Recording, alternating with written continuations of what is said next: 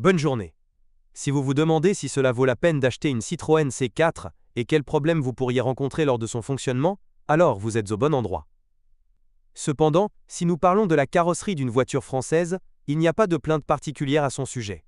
Bien plus souvent, les propriétaires de Citroën C4 se plaignent des ailes en plastique qui se déforment sous l'effet de la chaleur et commencent à toucher les bords des portes. Des propriétaires de voitures françaises se plaignent également des mécanismes de verrouillage qui ont tendance à tomber en panne par temps froid.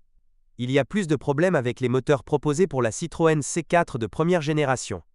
Dans les premières versions de la voiture française, le moteur à essence le plus courant est un 1,6 litres TU5 d'une capacité de 109 chevaux, dont l'un des problèmes les plus courants est considéré comme la déformation de l'ensemble papillon des gaz. De ce fait, le moteur peut fonctionner de manière instable au ralenti. Heureusement, l'unité, peu fiable, a été rapidement modifiée. Sous garantie, les Français ont également remplacé la culasse défectueuse. Mais les propriétaires de Citroën C4 devront changer la courroie du mécanisme de distribution de gaz exclusivement à leurs frais. Et il vaut mieux le faire non pas tous les 120 000 km, ce qui est exactement l'intervalle de remplacement fixé par les Français, mais 2 fois plus souvent. Ce n'est que dans ce cas que vous pouvez être sûr que le prochain voyage ne se terminera pas par une courroie cassée et des réparations coûteuses du moteur. Parallèlement à la courroie, il est conseillé de changer la pompe, dont la durée de vie selon les voitures peut différer presque considérablement. Avec les moteurs essence 1,6 litres d'une capacité de 120 chevaux, EP6, et 150 chevaux, EP6 DT, qui ont commencé à être installés sur la Citroën C4 après le restylage de 2008, il y a encore plus de problèmes.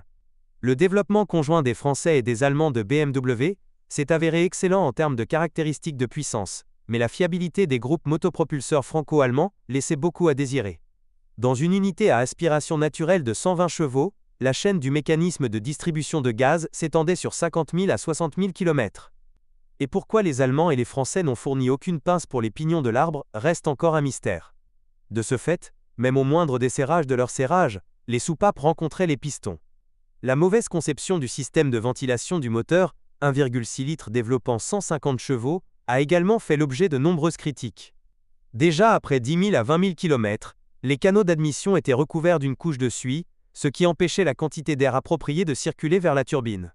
De ce fait, ce dernier ne fonctionnait pas à pleine capacité, et le moteur ne développait pas la puissance déclarée par le constructeur. Et même si les Français ont amélioré cette unité par la suite, le problème n'a jamais été complètement résolu. Les ingénieurs de BMW et PSA n'ont pas non plus réussi à faire face à la consommation élevée d'huile due au gaspillage. Ainsi, les propriétaires d'une Citroën C4 équipée d'un moteur à essence de 1,6 litres doivent être préparés au fait qu'ils devront ajouter environ 1 litre d'huile tous les 1000 km. Dans ce contexte, le moteur à essence de 2 litres, EW10A développant 140 chevaux est tout simplement génial. Le principal reproche à lui faire est que la durée de vie de la pompe à eau n'est pas trop longue. Le plus souvent, il échoue au bout de 100 000 km. Parfois, le moteur de 2 litres se rappelle avec des réglages de ralenti déroutants. Afin de tout ramener à la normale, les propriétaires d'une voiture française doivent inspecter le papillon des gaz, et en même temps l'adapter à l'aide d'un scanner propriétaire. La boîte de vitesse automatique AL4, également connue sur d'autres modèles PSA, dure au mieux 50 à 60 000 km sans aucun problème.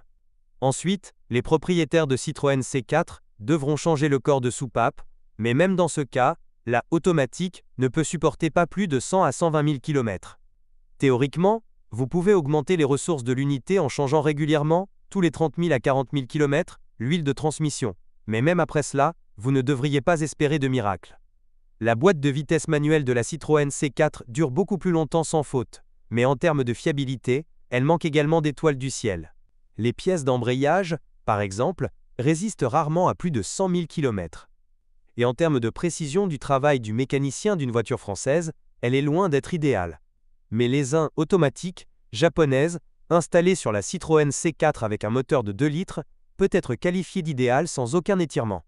On peut peut-être l'appeler le maillon le plus fort de la conception de la Citroën C4. Dans la suspension française, les paliers de support des jambes de force avant devront être remplacés tous les 40 000 à 50 000 km. Et les racks eux-mêmes n'ont qu'une ressource légèrement plus longue. Environ 60 à 80 000 km dans la suspension Citroën C4 sont des roulements de moyeu.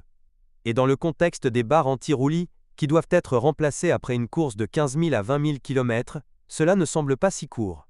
La suspension arrière de la Citroën C4 est structurellement plus simple et donc beaucoup plus fiable. À moins que les cylindres blocs qui la composent qui perdent de leur élasticité avec le temps, nécessitent un remplacement régulier. Cependant, si vous êtes prêt à supporter une maniabilité et un confort légèrement inférieurs, vous pouvez complètement vous en passer.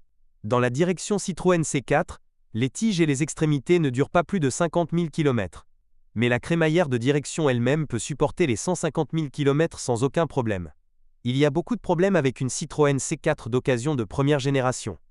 Et le pire, c'est que beaucoup d'entre eux se sont avérés congénitaux et ont survécu avec succès jusqu'à ce que la voiture soit arrêtée de la production.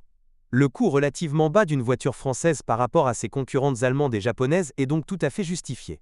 Les propriétaires de Citroën C4 devront se rendre au service relativement souvent. Si vous êtes propriétaire, assurez-vous de laisser un commentaire sur cette voiture, votre avis aidera certainement les autres à choisir une voiture.